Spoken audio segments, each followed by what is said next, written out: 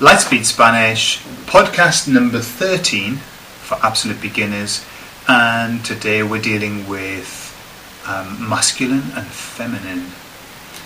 We're dealing with. You like that, do you? Sounds like a problem. We're dealing with and managing and overcoming.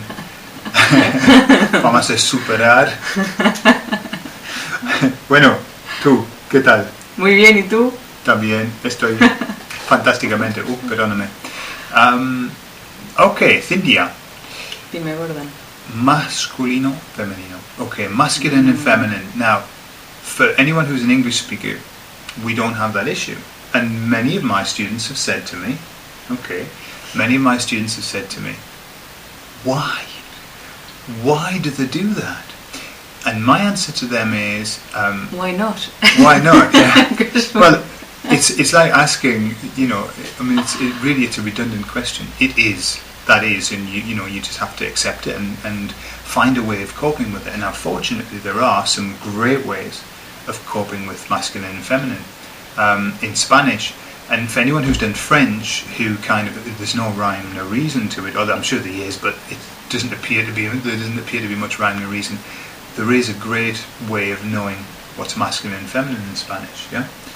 So the first thing, masculine words, 95% of them, Cynthia, finish with. Okay, not words, nouns. Nouns, yeah. Not words, nouns. Yeah. Okay. In my head, I had the word noun, and I said word. There you are. So, I don't Spanish nouns, whether you believe it or not, which are naming words. Naming words end with.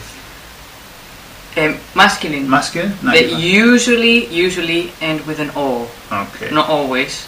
And that's why I say 95%. And 95% of feminine nouns in Spanish, naming words, end with A. So, O words, because masculine, men, they kind of talk like that, don't they? O. And women, feminine, they tend to go, yeah.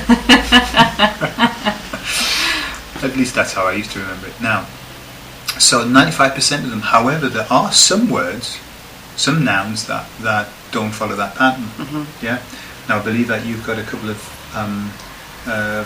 ways of knowing how to put a gender to a word. Yes, one of my students once told me that words that finished with dionza, which is D-I-O-N, Z and A, tend to be feminine.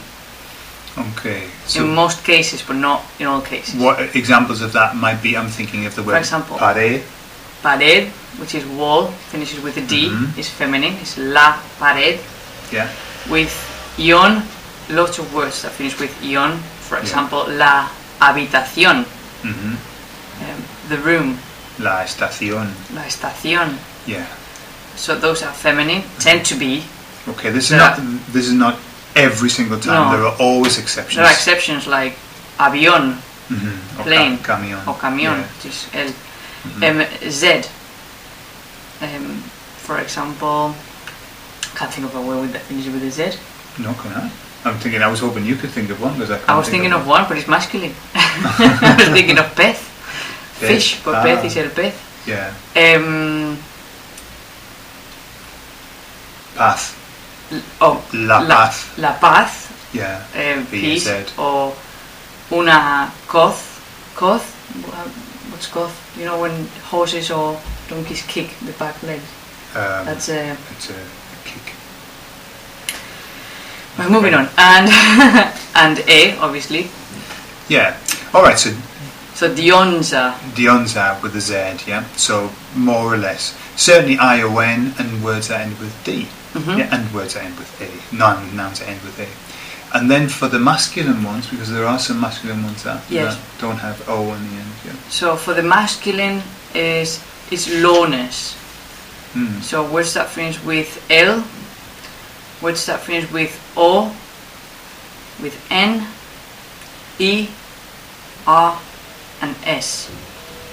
They tend to be masculine. Okay. So el. Like el sol. The sun. Sol. En. For example, Sillón. sillón. El sillón. Okay.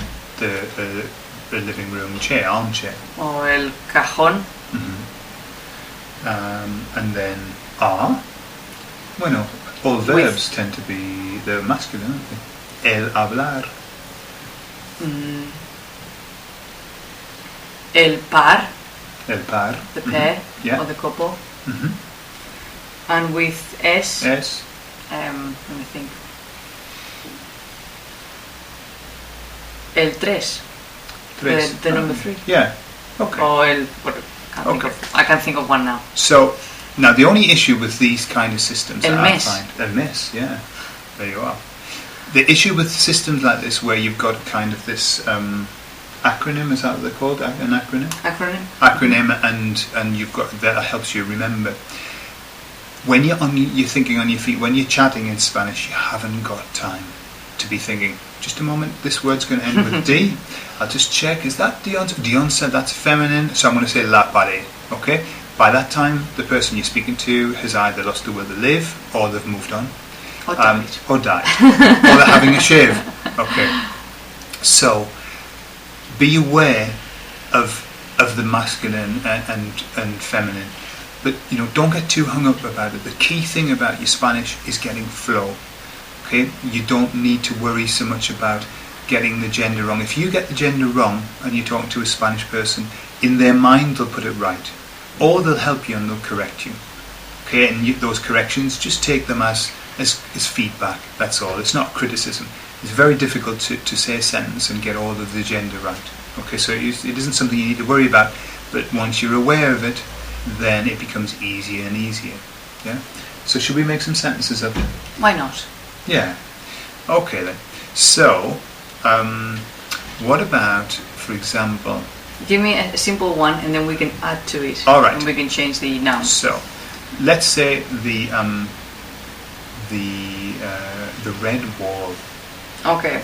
So we've got the word wall, which we know is feminine now. Which is pared. Pared. La pared. What was it? The red wall. Red wall. Right, so la pared is feminine, and as we said in the previous podcast, everything has to match. Pared, feminine. So the article, we have to choose between el, la, los, or las. In this case, we choose la, which is feminine, singular. La pared. And now the adjective, which the color is rojo. Now rojo doesn't match pared, because pared is feminine, and rojo has to be feminine, if we can. So rojo would be roja. La pared roja. Okay. So everything agrees.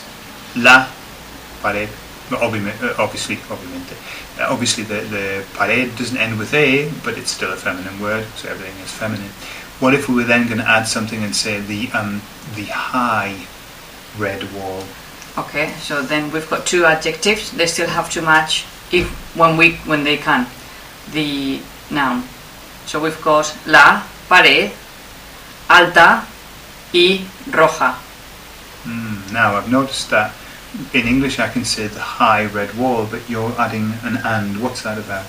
Yes, when we have a list of adjectives, we tend to put and before the last one. Okay.